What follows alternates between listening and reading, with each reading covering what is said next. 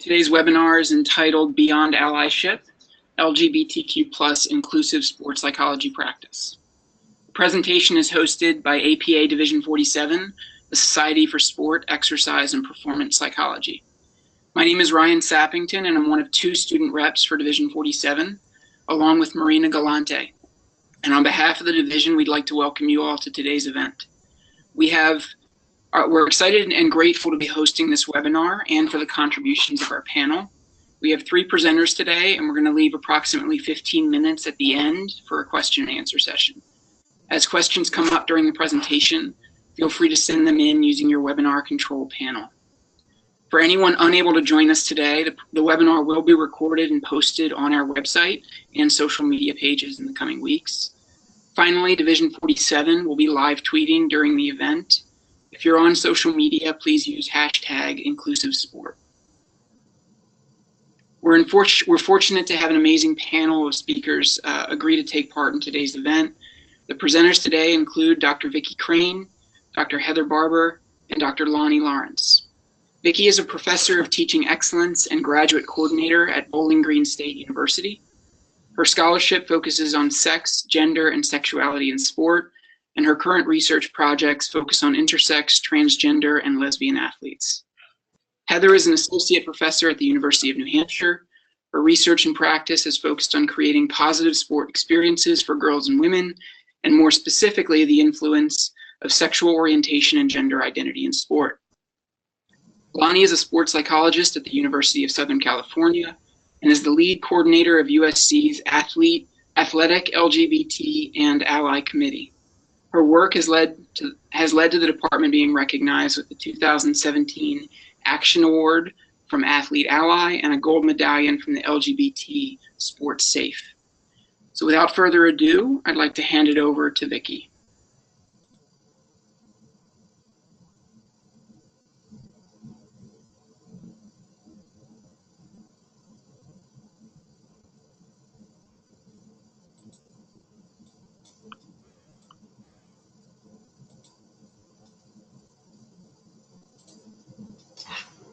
There we go. Good afternoon. It's great to be part of this webinar and to join some fabulous colleagues to talk about inclusion in sport. In particular, I'd like to thank Ryan and Marina for setting this up and all the work they did in organizing it. As my heading says, I'm going to be talking about transgender inclusion in sports psychology.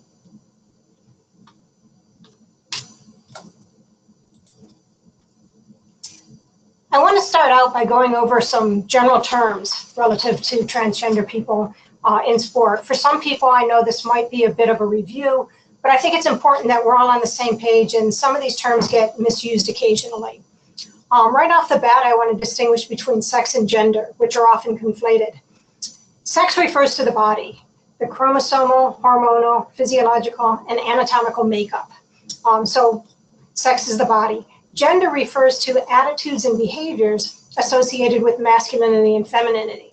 And we learn our gender. We learn to act in ways that are consistent with masculinity or femininity. When we think of gender identity, that's somebody's internal sense of being female, male, transgender, or something else. And as I go along, I'll be talking about something else a little bit more. But it's the internal sense of one as a male or a female or something else. And our gender expression is how we present ourselves. It's the visual presentation of gender through the type of dress, our clothing, how we move, our manner of speech. And all of these make up kind of the whole person. Typically, what we see is that sex, gender identity, and gender expression align in predictable manners. For example, someone is born female, they are comfortable identifying as female, their gender identity is as female, they feel feminine and express themselves in a feminine manner, and that's fairly consistent. But that's not always the case. When everything aligns in what we typically see, gender identity is consistent with the assigned sex. We refer to that as someone who is cisgender. And when I say assigned sex, When we're born, somebody immediately looks at our bodies and says, it's a boy or it's a girl. And that's often referred to as the assigned sex, a sex at birth. And for most of us, that's consistent with how we identify throughout our lives, but not for everyone. For transgender people, gender identity does not match the assigned sex. Some people will identify as genderqueer, non-binary, sometimes referred to as gender non-conforming, in which their gender is fluid, and or they do not identify as male or female. In some cases, they might present more masculine one day, more feminine another day. For other people, they kind of create their own sense of self somewhere in between, or something that doesn't necessarily identify as either male or female. The terminology genderqueer, non-binary is constantly changing. So we need to be aware of or talk to people and find out what terms they do use to refer to themselves. Someone who is intersex is born with ambiguous or a combination of male and female sex characteristics.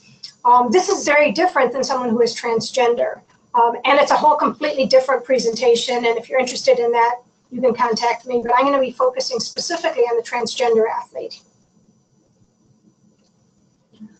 We often use the overall rubric, the LGBT, and refer to a whole group of people under this. Lesbian, gay, bisexual refers to someone's sexual orientation. And this is different than transgender people, which refers to gender identity.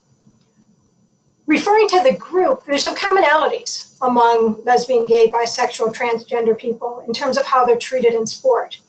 But there's also some differences and some specific challenges to transgender people that don't affect sexual orientation minorities. So that's why we are in this presentation focusing on transgender. As we talk about and talk to people who are transgender, it's important to recognize the wide array of pronouns that might be used. Some transgender people are very comfortable being referred to as he or she. Some might use the terms they, them, their to refer to a singular pronoun. And this is a way of trying to be more inclusive and not be gender marked. Some people will prefer to use some of these other terms that are up here on the screen. Z, zer, zim.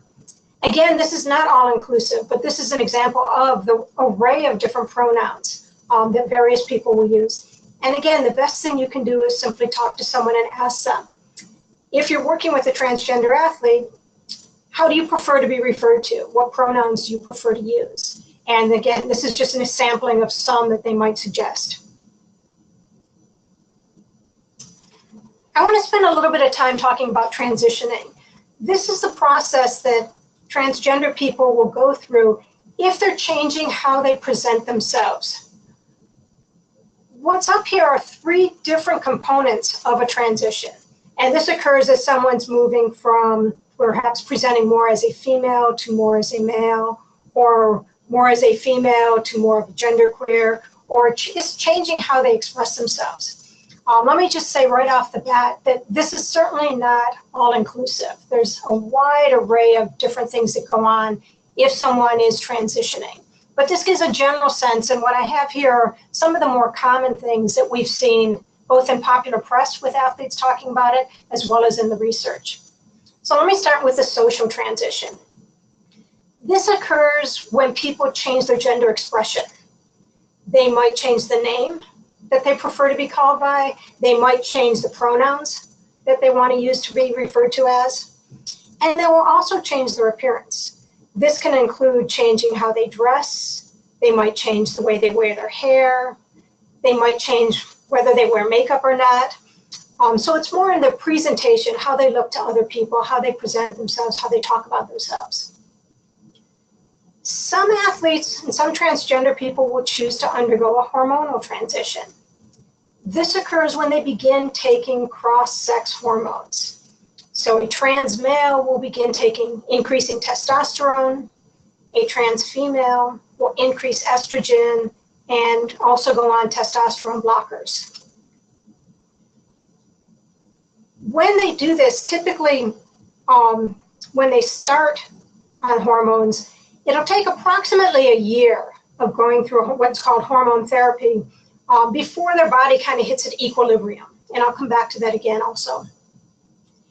If we're talking about children, people who are prepubescent, we're seeing more and more kids today that are undergoing and using puberty suppression therapy.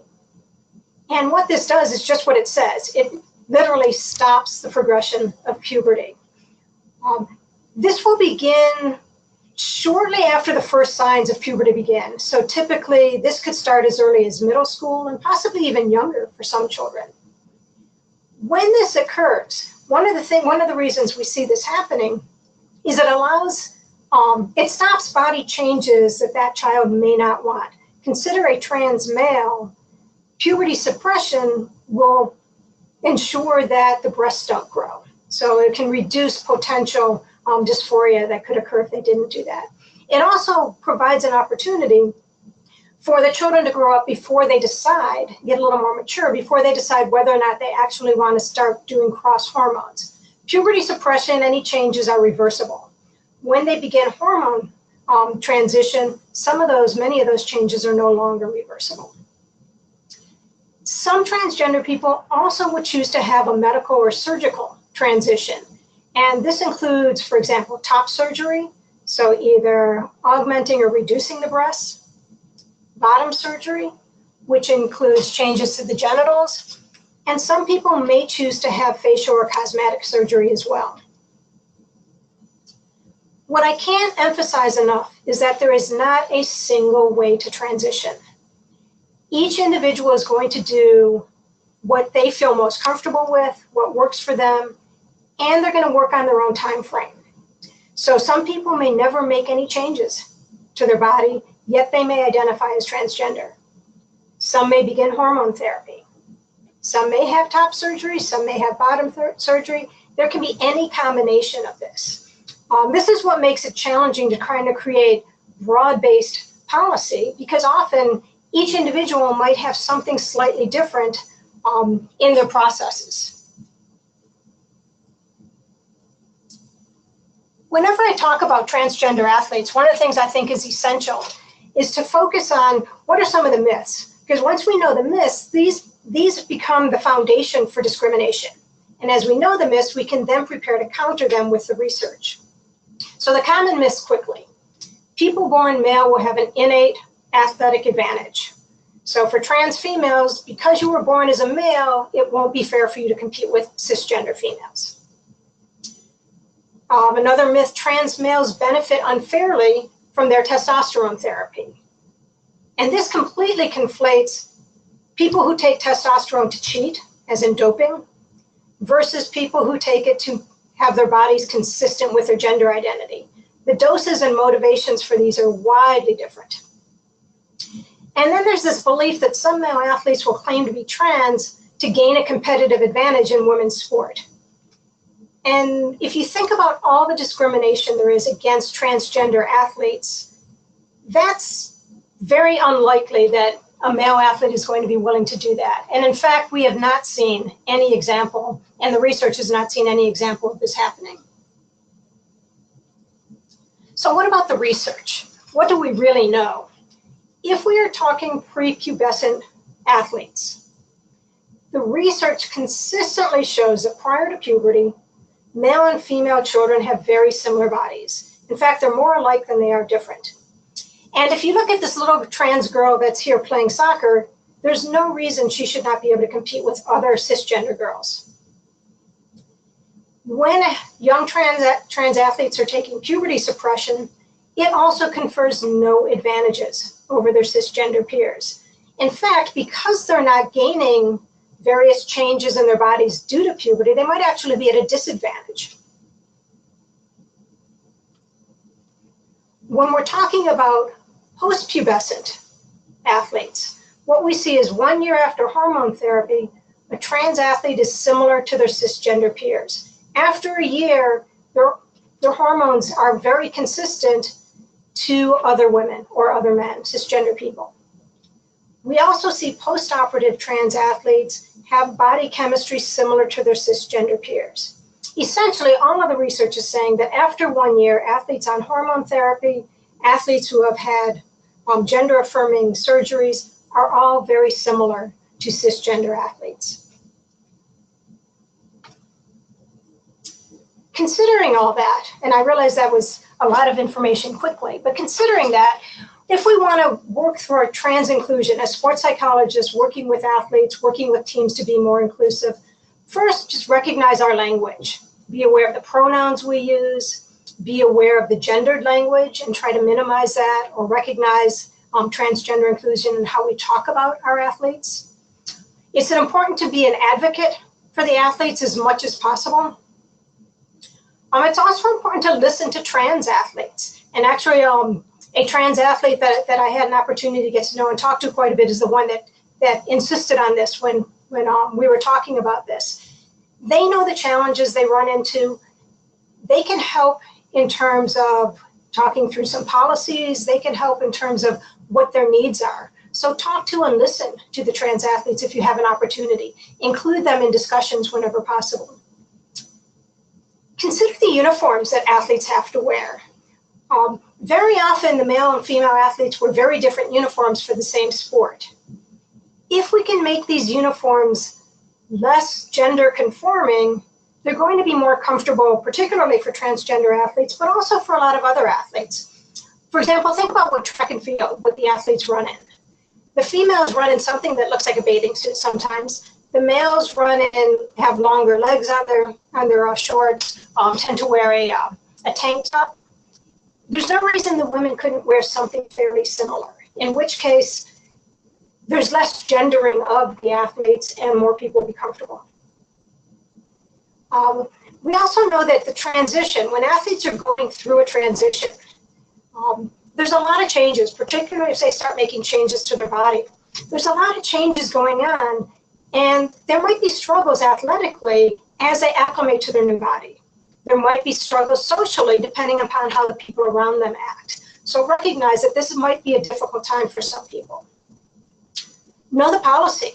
Know NCAA policy, know the high school policy, the professional team, depending who you're working with. Also know the standards of care. For example, in order for athletes, or in order for any transgender person to begin hormone therapy, they have to have gone through a gender psychologist and essentially get a letter supporting that they're ready to do this. These athletes are already getting psychological help.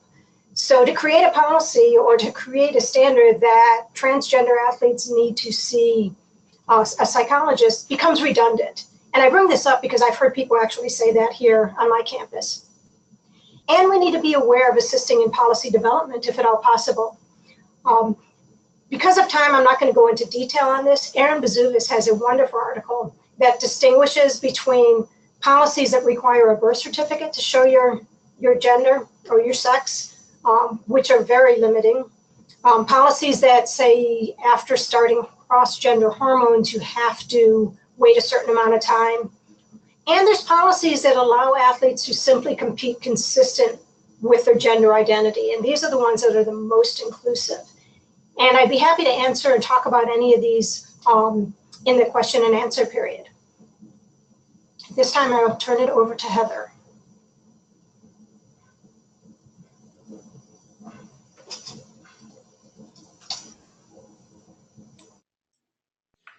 Okay, hi everyone.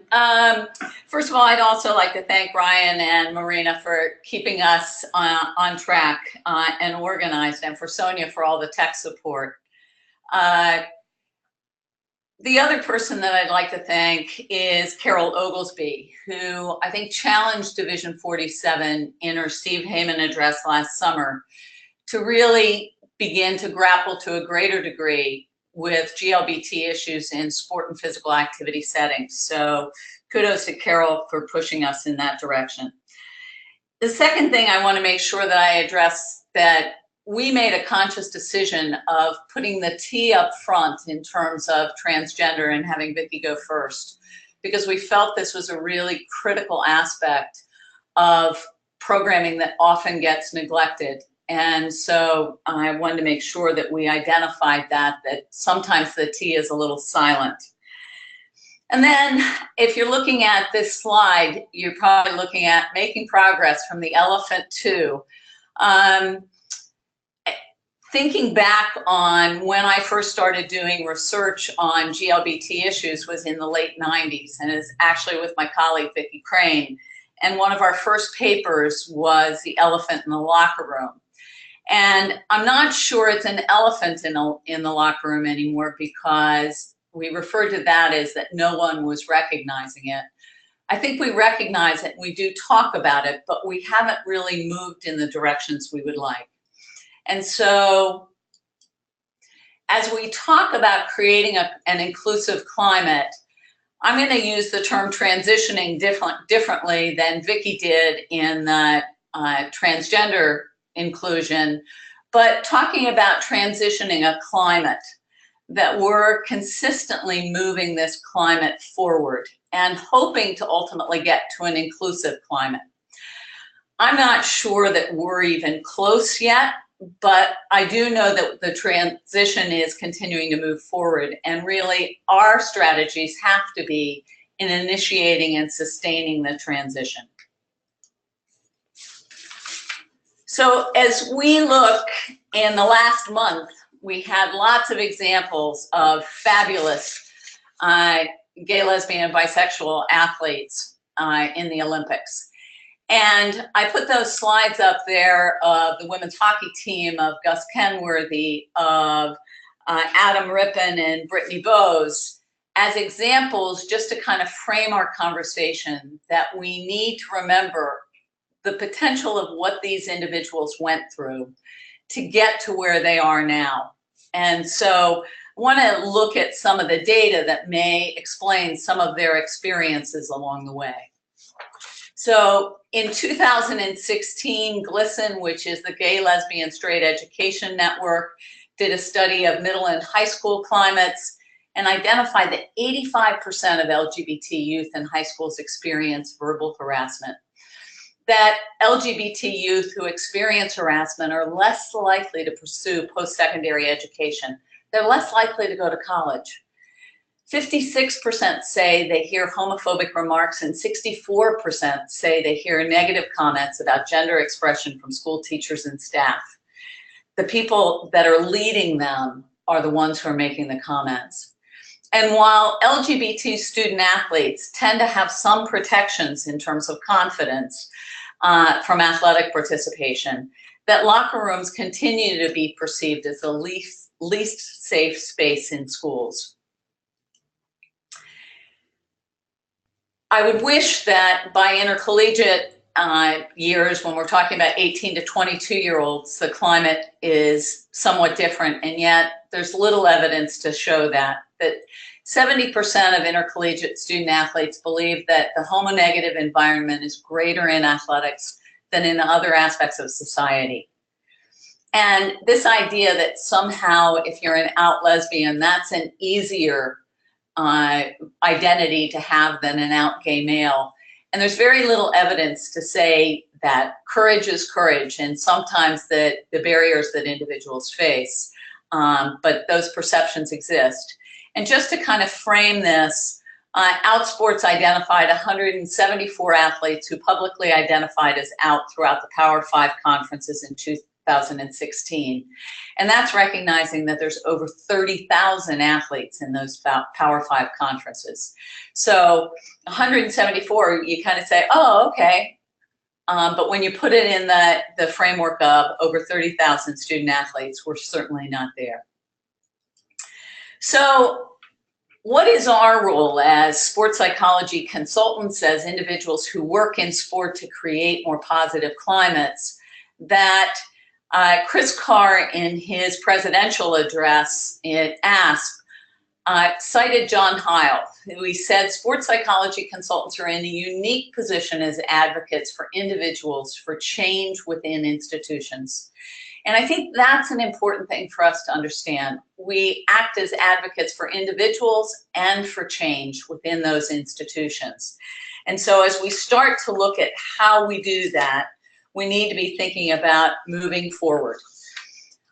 I started with athletic departments because we have limited amounts of time, but a lot of these could also be associated with institutions that are larger, whether we're talking about universities or whether we're talking about national governing bodies. I think these principles are pretty similar in creating positive climates. And the first is the importance of having a mission statement. Every NCAA institution has a mission statement for their athletic program.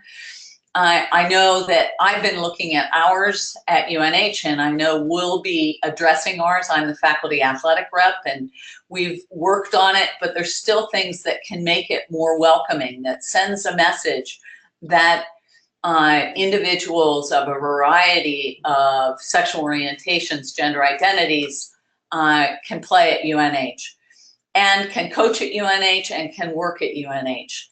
And the policies to support that are equally important. The policies that support what we do in the instance of bullying, what did we do in the instance of hazing, what do we do when social media has taken on a negative tone. But what we're really trying to reflect is that our mission and policies create this identity of inclusive excellence, which is what the AAUP says that we should be shooting for. I don't think there's anything more important in that within our mission and policies that helps bring that to fruition than the hiring support of diverse personnel, of really visible models. This is incredibly important for our student athletes to see people who have experiences like them. And we know how critical modeling is, and yet we often don't think about it in terms of GLBT issues. That's true in the hiring, and it's true in the support. We know that there have been 2 major lawsuits recently. One is in the courts right now at the University of Minnesota, Duluth. That started, the court case started yesterday, or Monday, sorry, with Shannon Miller, who was fired after a distinguished career as the ice hockey coach there, and believes that she was fired because of her sexual orientation. And last year, Tracy Griesbaum won a significant case at the University of Iowa under similar conditions. And so we need to make sure that we're supporting those individuals all the way through. And finally, we need to think about training across the department. I have kind of a chronology of programs, and I'm not going to go through all of them in detail because we don't have time.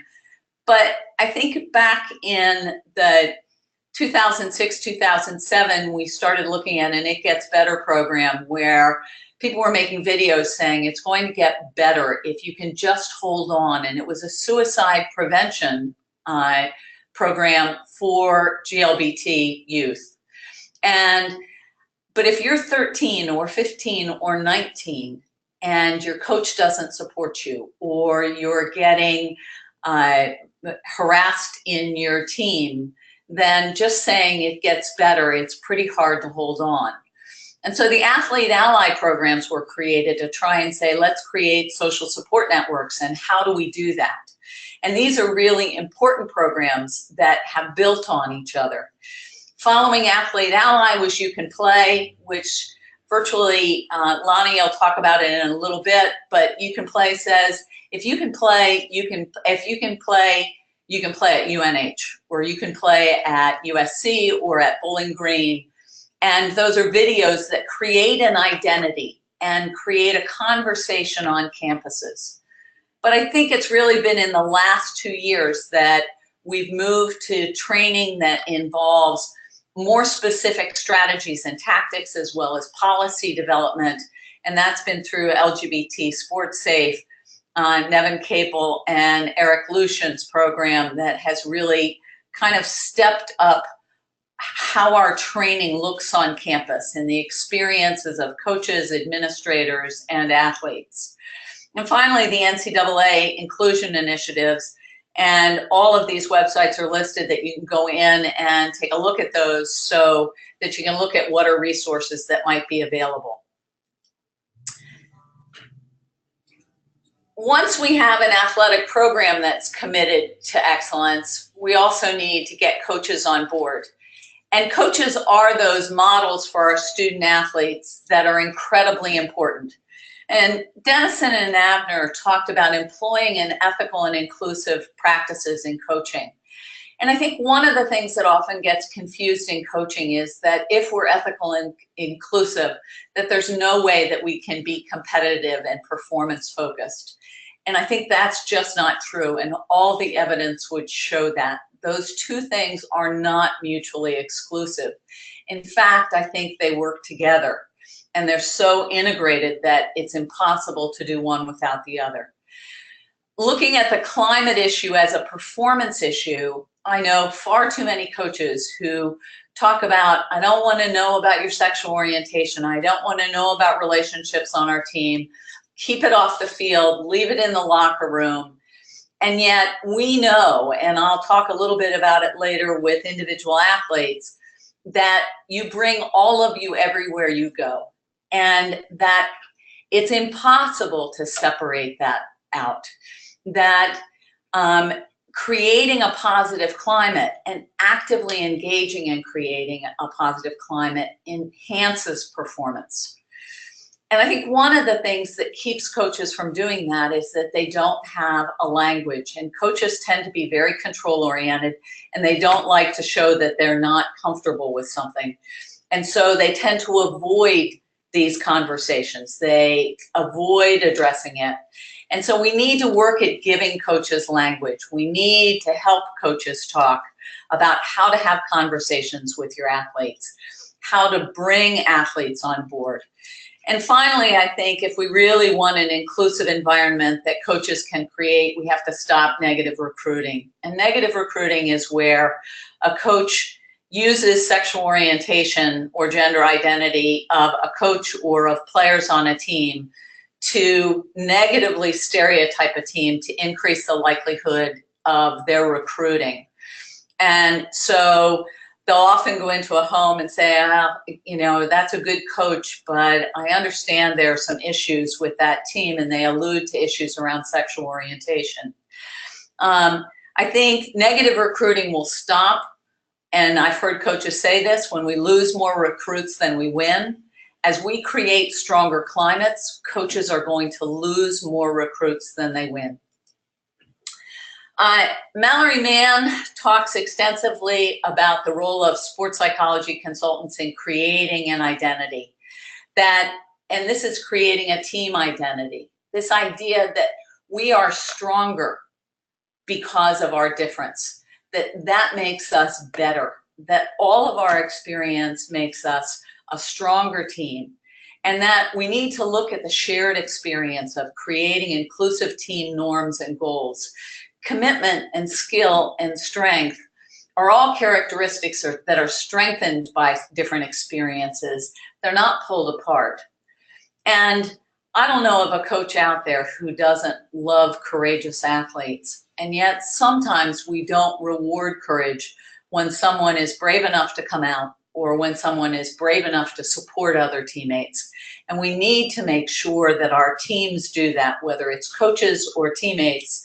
We need to make sure that courage is rewarded along the way.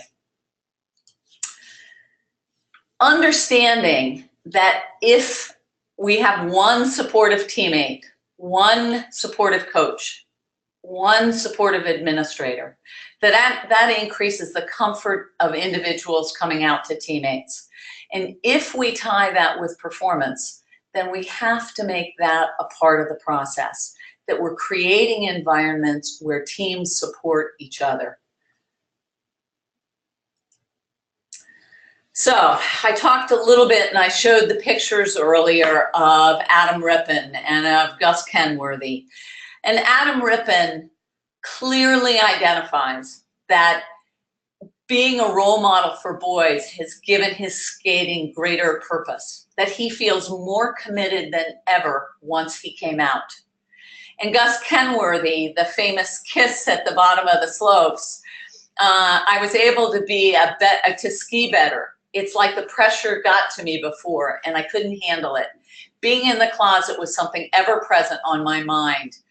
I guess it always distracting. And finally, Megan Rapinoe, not a Winter Olympian, but a member of the women's national soccer team. I guess it seems like a weight lifted off my shoulders because I've been playing a lot better since I came out. Really important to understand these rules of that as people feel more comfortable in their own skin, they play better. There's fewer distractions. They can focus better. They can engage with their teammates better. They can communicate better. So how do we as sports psychology consultants work with individuals? We can assist in helping them assess and change the climate. And we look at some of these questions that we help student athletes ask is this a supportive and inclusive climate? Is it safe physically and emotionally? Will I be happy here? Can I be myself here? Are these people I trust and want to hang out with and play with? So, and there's probably a lot more questions, and we have to help the answer to be yes, because otherwise people aren't going to be willing to come out.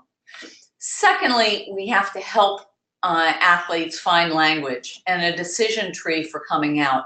How do they ask those questions? And how do they help have the conversations with their coaches? The number of times that I role play conversations with individuals in coming out to their coaches or coming out to their teammates, I think that's a really important thing, that they feel much like we practice skills, that they practice that before they go in so they feel as comfortable as possible. The bottom line, folks, is whether we're working within institutions, departments, with coaches, with teams, or with individuals, we're trying to create an environment of inclusive excellence, and that certainly includes our GLBT student athletes. So I'm going to turn this over to my colleague Lonnie, who will take it from here.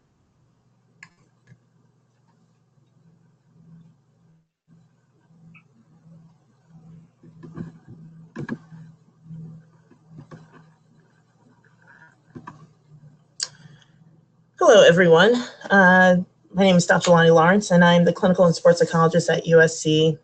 Really want to thank Ryan, Marina, and Sonia for setting this all up for us and keeping us on task. And it's been really great hearing the work of Vicki and Heather. And I think this is going to be a really good transition from research to applied work within a collegiate athletic department. So today I'll be really looking at guidelines toward building an inclusive athletic department. I'm going to start off with just telling a brief personal story, some of the issues that we've already discussed, just an overview of what we see within sport, the importance of allies. Again, the majority is going to be looking at guidelines toward building an inclusive athletic environment, but I'll be taking examples from USC to kind of show what we've done to create that, that space.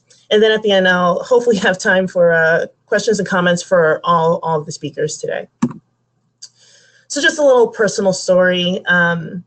During my college years, members of my team experienced various issues, and some of that included substance use, OxyContin, Vicodin, Adderall in the early 2000s were just coming out as recreational use drugs. I had teammates who were suffering from depression, but I also had teammates, including myself, that were struggling with their sexual identity and gender expression. And what was fortunate is that my senior year, we ended up getting a new coach, and one of the first things she did was get a sports psychologist who was great and really helped me with my performance work. But I was hesitant to talk to him about some of the identity issues that I was struggling with. I wasn't quite sure how to label myself, and wasn't sure if he would have the tools necessary to provide the support that I needed. And so upon my reflection after graduating, I realized whether or not some of the substance issues, anxiety, depression issues that I saw with my teammates, whether or not that was connected at all to sexual identity or gender expression. And still not sure, but it did pique my interest in trying to figure out ways to support LGBTQ student athletes and developing more inclusive environments within college. And so when I went to graduate school, it was a bit of a transition. I went from Boston, which was fairly liberal, to Colorado, which at the time felt pretty 50-50 in terms of the people there. So when I began graduate school, one of the things I experienced was being seen as a hidden minority. I began hearing very homophobic remarks from staff and clients, which I was not accustomed to living in Boston. And I think people misread my identity and felt comfortable in openly expressing their homophobia. And so while I was there, it really, again, caused me to want to do more with LGBT inclusion. My doctoral paper ended up being focused on the experience of minority women within college departments and finding this piece of triple oppression of sexism, heterosexism, and racism as a coach within an athletic department. And as I've continued my career, I've also realized that even though this reference is dated in 1997, that there's still this piece of discrimination, particularly for lesbians of color, of feeling like a minority within a minority group, not feeling particularly related to a social group, sometimes feeling alone, isolated. But one of the strengths that's gained from that is being able to develop positive coping strategies to counteract discrimination. And so all of this to say was that it was really my personal experience that became a motivator for me to really figure out what can be done to change the environment within athletic departments.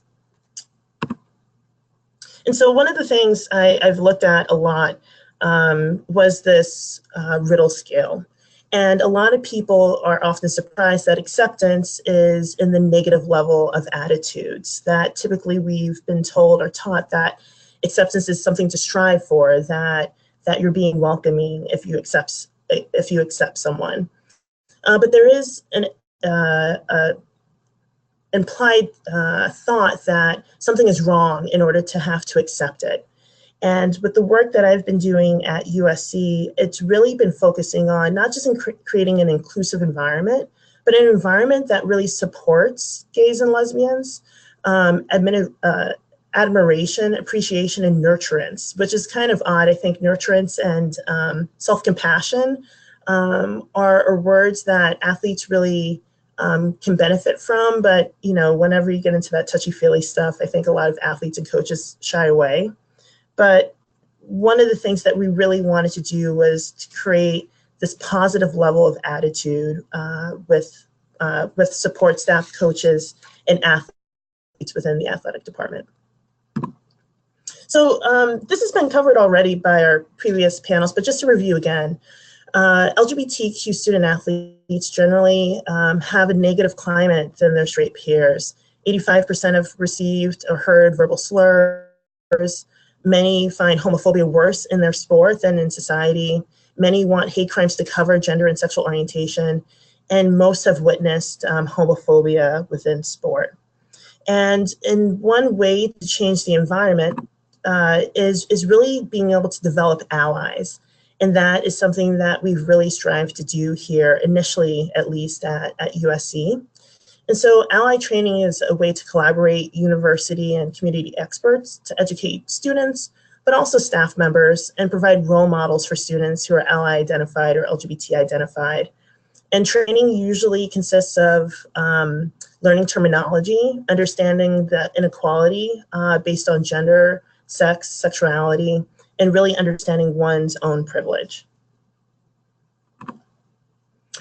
So this is just going to be a quick, well, maybe not so quick, timeline of how we began to cultivate this environment of inclusion within USC. So long before I arrived, in the early 2000s, there was a group of staff members who decided to come together and figure out ways to best support their LGBT identified student athletes.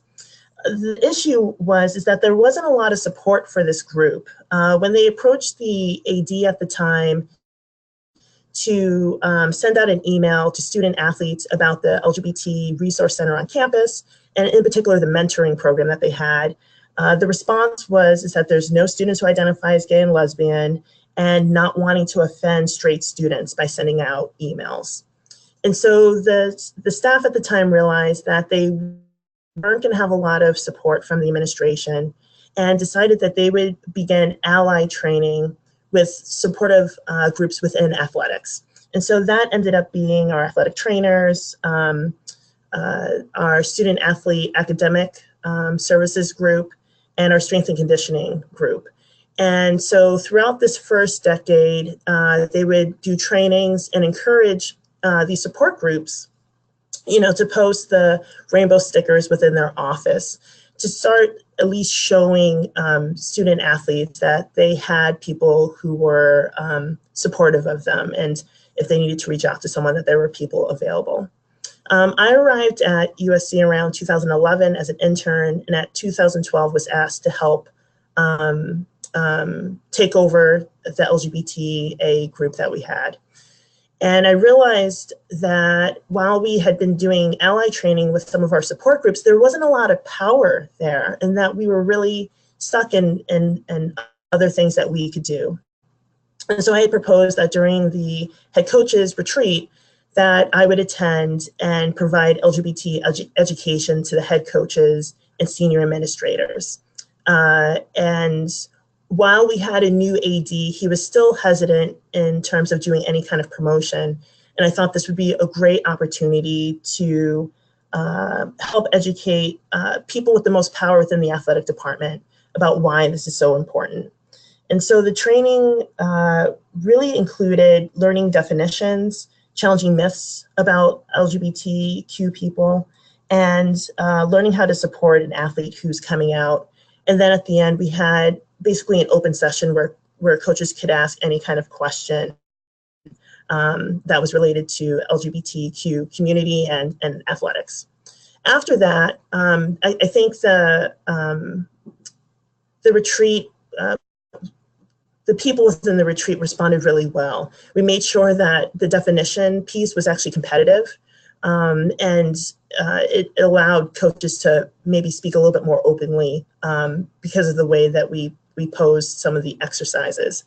And so when they returned that fall, we talked to student athletes who were openly gay or lesbian and asked them to attend a coaches meeting and really connect inclusion with athletic performance, and not only their own, but the team's athletic performance.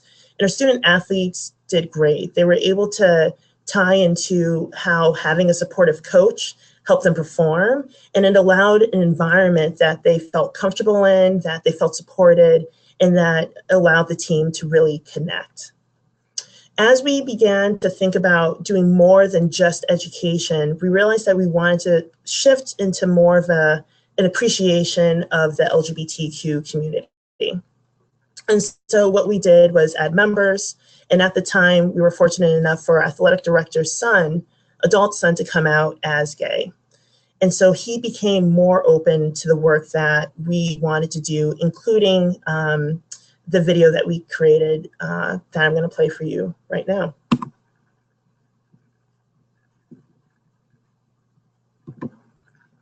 If you can play, you can play.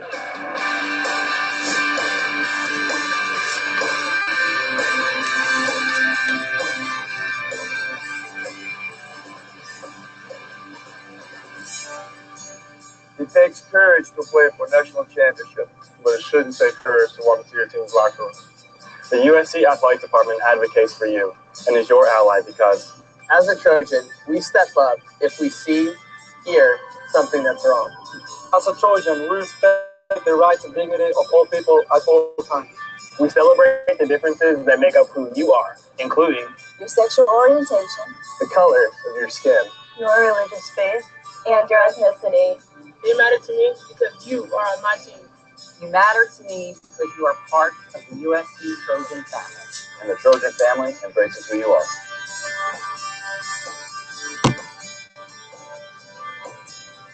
If you can play, you can play. If you can play, you can play. If you can play, you can play. If you can play, you can play. And who you are matters to me.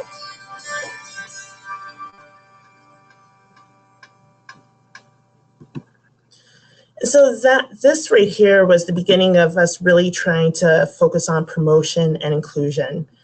At this point, we began celebrating National Coming Out Day, creating t-shirts for people to wear. We also began speaking at conferences, doing media appearances, Pat Hayden talking about his son and not attending Indiana at the time, who had passed some anti-discrimination laws, and really encouraging our student athletes to speak about their experiences. We connected more with the LGBT Resource Center, made sure that they were on our LGBT and Ally committee. And what was great was that during this time, LGBT SportSafe was creating this three-peat model to really show people the importance of programming, policy, and public awareness in creating inclusive goals. And at the same time, Athlete Ally was developing this athletic equality index as a way to measure inclusive practices. And we were fortunate enough that with the guidelines that Athlete Ally had, USC had a non-discrimination policy. We had accessible resources like an LGBT center. We had an inclusive fan of code of conduct.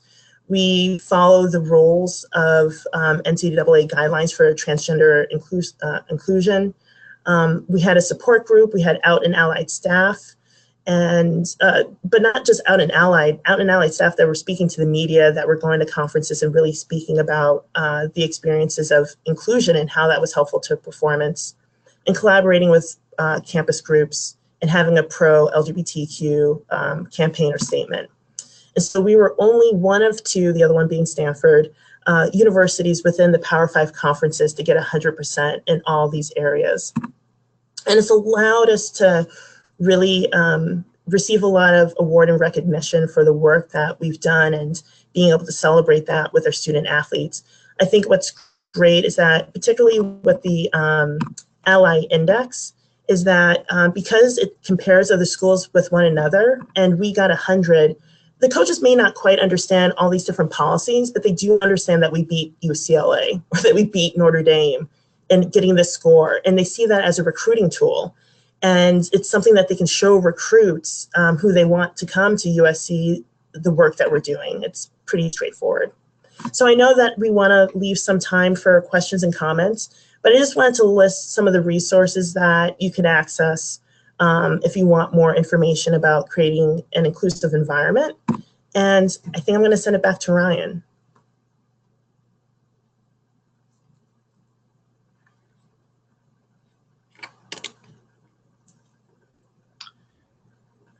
Thank you, Lonnie. And if you could shift to that final slide just so everyone can see. Yeah. Email addresses. So I cannot thank the three of you enough for everything that you put into this process. You know, every bit of information here was helpful and informative for people. And I was actually thinking about the experience of being an attendee. And I think I was struck by the fact that no matter the background, whether it's academic or applied, consultant, psychologist, that there was something here that would benefit everyone in this field from listening to. So thank you for that. So we have about 10 to 15 minutes still for discussion. I had a few of my own questions for each of you. And then there were a number of questions that came in that I want to make time for. We won't be able to get to all of them, but we'll do our best. So the first is for Vicky. And I loved that you included a photo of Mac Beggs, who's the transgender wrestler who recently made headlines after winning the state championship in Texas and was then booed by the crowd. And I'm wondering that if you were in the role of sports psychology consultant within that athletic department or team, how would you have responded to the reaction that he received in terms of everyone there? Now, I've thought about that a lot. And I think one of the difficulties is that as a sports psychologist working with a team, I have no control over what the fans do. And the reason, for those of you not familiar with his situation, he's a trans male who has been taking testosterone now for 2 years, at least that's been in the press. And the state high school rules are that you must compete in the sex consistent with what's on your birth certificate. So he has no choice but to compete with the girls, and he's beating them. And that's why he received boos for winning. And in that situation, I would do everything I could to try to work with the policymakers, to try to encourage the coaches, the athletic directors, the parents to try to get involved. And a lot of that's going to include a lot of education, educating the parents and helping them understand what is a transgender athlete, what does a transgender athlete need, and how can we help this young man actually compete where he would be more comfortable and fit in. So it's hard if you can't reach out to the fans directly, to the reactions. I would also try to get a hold of the media. We know the media in how they talked about his, I mean, some of the media was fabulous and was supportive, and some of the media was like, this is crazy, and was not very supportive of his situation. I appreciate that, and I think there was a piece in your presentation that was really unique and useful in that situation is myth busting, and I think that that's a piece of that when you're educating. So, so Heather, I wanted to return to one of the statistics that you provided, and I think Lonnie had something similar as well, that 70% of student athletes or LGBTQ student athletes believe that the homophobic environment is greater in sports than in other aspects of society. And I was wondering if you could expand on this a bit, speak to what you've noticed in sports that makes this a reality, and then as how we as a field and as professionals can push back against that and challenge that culture. Yeah. It's a great question. I think part of it is sport is inherently gendered, and because of that, a lot of the beliefs about what's appropriate behavior and what is appropriate identity within sport, I think, is a significant component of that. I think changing that becomes a part of all of the things of trying to address more broadly. I know at UNH, we have our campus alliance doing things with athletics so that it's much greater opportunities to cross over, and that people who thought that athletics was an evil place may feel less so. I think from transitioning it within the 70% piece of it is that we do have to do work with coaches to be able to make it more accepting, that individuals don't feel that that will be used against them in the recruiting process initially, in playing, in representation, all those kind of things. So I think there is a huge educational piece to it. But I also do think that we have made strides. When I talk about that transition, I think we've made strides. We probably just haven't made enough of them yet. So it's continuing to push forward some of the things that Lonnie talked about, some of the things that I talked about in terms of how do we establish, mission statements that people understand and recognize and that are front and center. We're now publishing our mission statement in our media guides. It's in our programs for games so that people start to understand what our identity is as an athletic department. I think those will ultimately over time help, but I think it really is a lot of training and a lot of work on the ground. Yeah. And I think one thing that I think is becoming clear is how important that education happens at different levels of the organization, the system. And maybe Lonnie, you can speak to this at some point in your experience at USC and how you got buy-in. And I like that you included a mention of that at the end. So if we want to return to that later, I would love to. I did have a specific question for Lonnie, and I'm always curious about the intersections of some of these issues and athlete activism.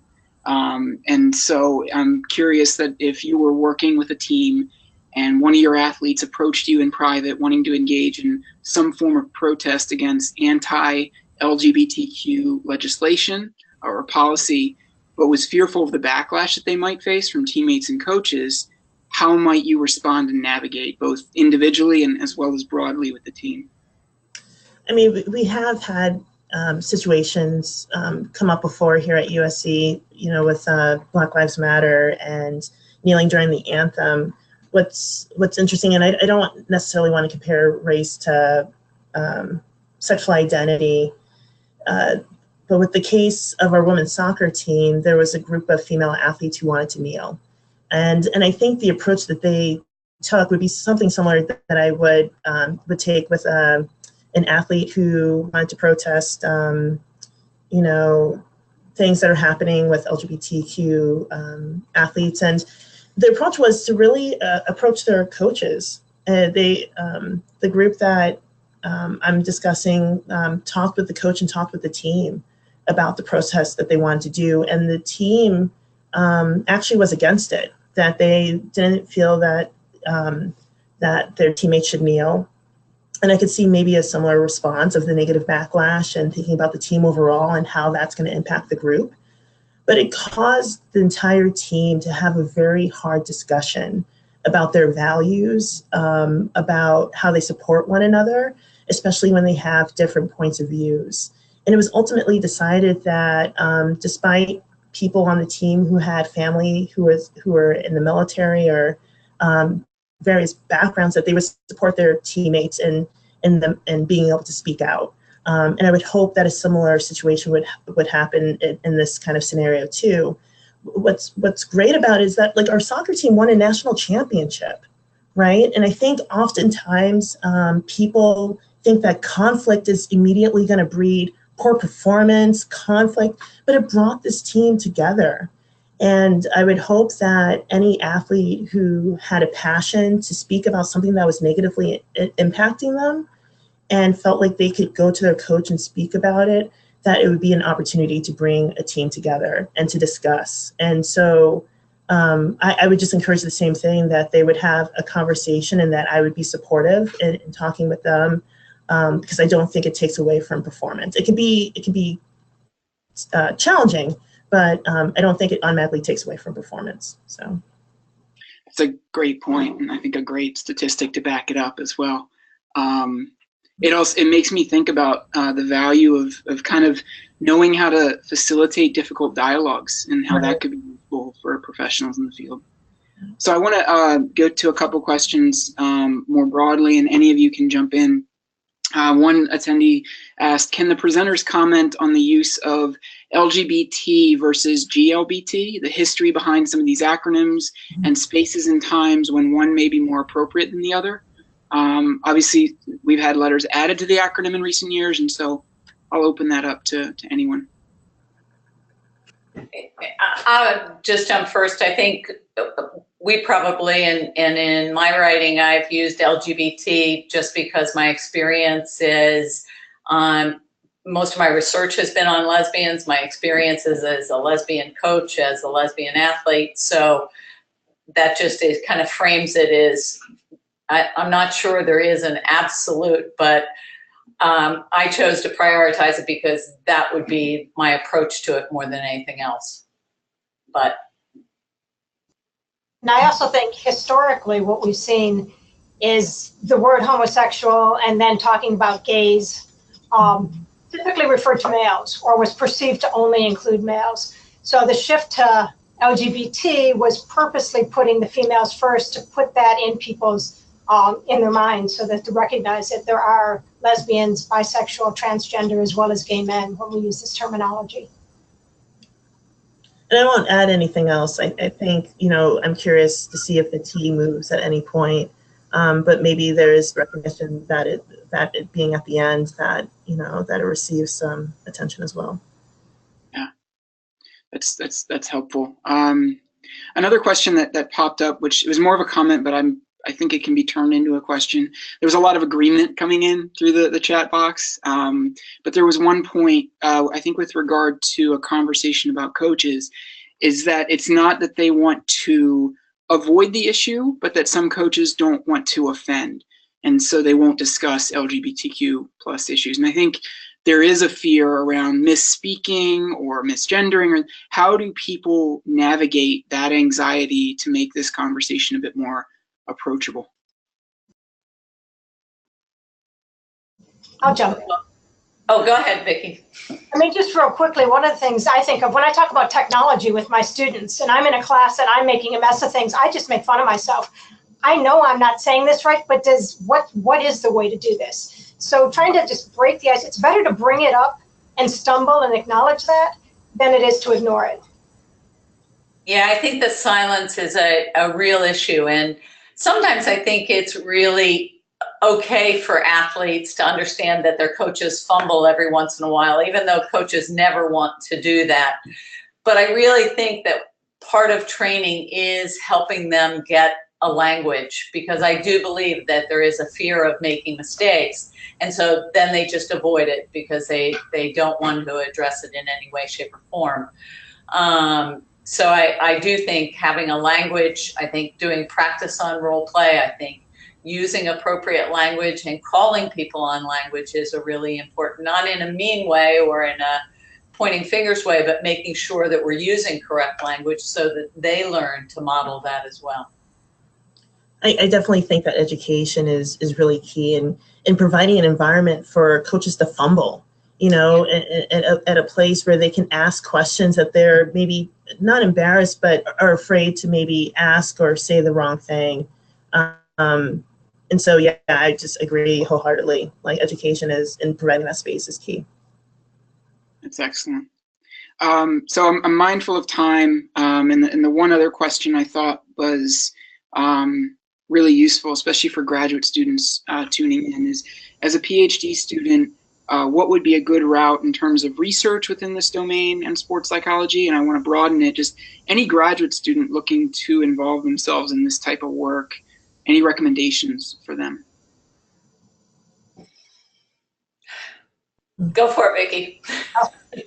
I actually get asked this a lot. There is so much that we don't know in our research knowledge. Those of us that have lived through and work with athletes, we know a lot of the challenges they face, but there's so little in our research, it's wide open. I give the same advice no matter what the area of research. Have a solid design, do good research, know where your study fits into the larger literature, frame it conceptually. If you do all those things, people often ask me, is this work going to ever be accepted? Of course it will. You do good work, it will.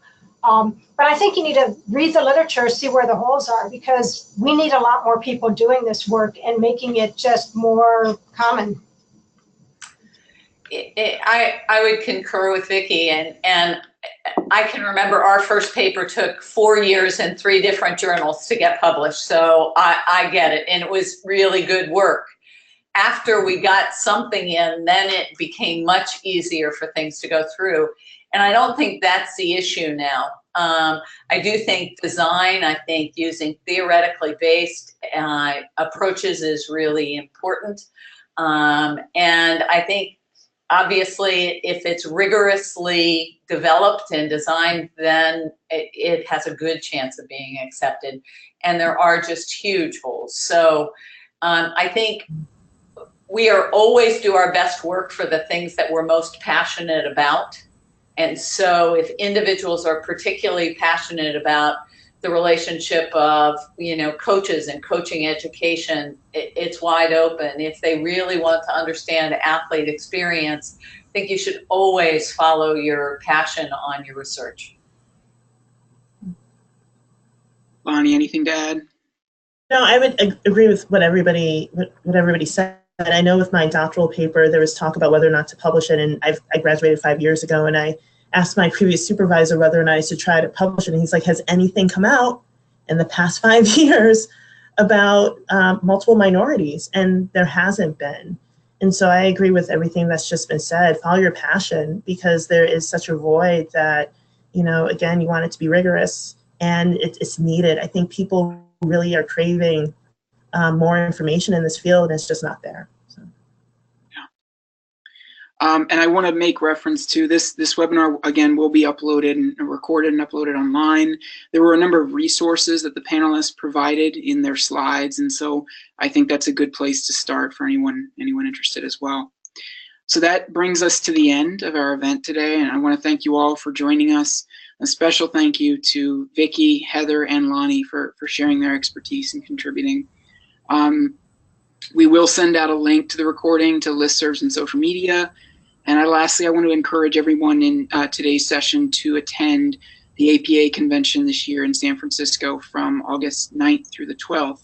And there's going to be several days of programming from not only Division 47, but all other divisions in APA. So thank you again, everyone.